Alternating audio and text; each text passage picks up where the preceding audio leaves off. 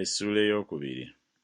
Mugambe baganda bammwe nti Ami, era mugambe bannyammwe nti Lukama. Muwoze ne nnyammwe, muwoze, kubanga si mukazi wange so nange siribba. Era aggyewo obwenzi bwe okuva mu maaso ge, n'obukaba bwe okuva wakati w'amabeere ge, nneme okumwambulira ddala, ne mmuteekawo nga bwe yali ku lunaku kwe yazaalirwa, ne mmufuula ng'eddungu, ne mmuteekawo ng'ensi enkalu, ne mmussa ennyonta. Weewaawo abaana be siribasaasira, kubanga baana ba bwenzi, kubanga nnyaabwe yeefuula omwenzi, eyabazaala yawemuka. Kubanga yayogera nti, ndigoberera baganzi bange abampa emmere yange n'amazzi gange, ebyoya byange n'obugoogwa bwange, amafuta gange n'ebyange ebyokunywa. Kale laba, ndiziba ekkubo lyo n'amaggwa, era ndimukomera olukomera aleme okulaba empitiro ze. Era aligoberera baganzi be, naye talibatuukako, era alibanoonya, naye talibalaba. Kale n'alyoka ayogera nti, naagenda n'enzira ye eribaza eyasooka, kubanga mu biro ebyo nabanga bulungi okusinga kaakano. Kubanga teyamanyanga nze namuwanga eŋŋano n'omwenge n'amafuta, ne mwongerako ffeeza ne zaabu bye baaweerezesa Baali.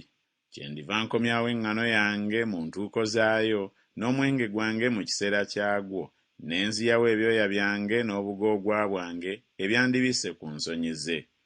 Awo kaakano n'ayolesa obukaba bwe baganzi be nga balaba, so tewaliba alimuwonya mu mukono gwange. Era ndikomya ebinyumu bye byonna, embaga ze, emyezi gye egyakaboneka, ne ssabbiiti ze, n'okukuŋŋaana kwe kwonna okutukuvu. Era ndizisa emizabbibu gye n'emitiini gye, gye yayogerako nti, gino y'empeera yange baganzi bange gye bampadde, era ndigifuula ekibira, n'ensolo ez'omu nsiko zirigirya. Era ndimubonereza olw'ennaku z'Ababbaali be yayoterezanga obubaane, bwe yeeyonja n'empeta ze ez'omu matu n'ebyobuyonjo bwe, n'agoberera baganzi be, ne yeerabira nze, bw'ayogera Mukama. Kale laba, ndimusendasenda, ne mmuleeta mu ddungu, ne mmugamba ebigambo ebisanyusa, era ndimuwa ensuku ze ez'emizabbibu nga nnyima eyo, n'ekiwonvu kya Akoli okuba oluggi olw'okusuubira, era aliyima eyo okuddamu nga mu nnaku ez'obuto bwe, era nga mu nnaku lwe yalinnya okuva mu nsi y'e Misiri. Awo olulituuka ku lunaku olwo, bw'ayogera Mukama, olimpita Isi, so tokyampita Baali, kubanga ndiggya mu kamwa ke amannya g'Ababbaali, era nga tebakyayatulwa amannya gaabwe.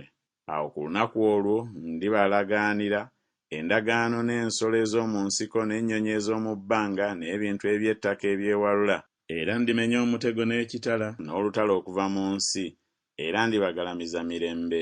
Era ndikwogerereza ennaku zonna, weewaawo ndikwogereza mu butuukirivu ne mu musango ne mu kisa ne mu kusaasira.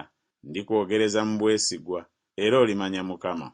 Awo olulituuka ku lunaku olwo ndiyitaba, bw'ayogera Mukama, ndiyitaba eggulu, nalyo liriyitaba ensi, n'ensi eriyitaba eŋŋaano n'omwenge n'amafuta, nabyo biriyitaba Yezuleeri. Era ndimusiga gye ndi mu nsi, era ndisaasira oyo ataasaasirwa, era ndigamba abo abataali bantu bange nti, mmwe muli bantu bange, nabo balyogera nti, ggwe oli Katonda wange.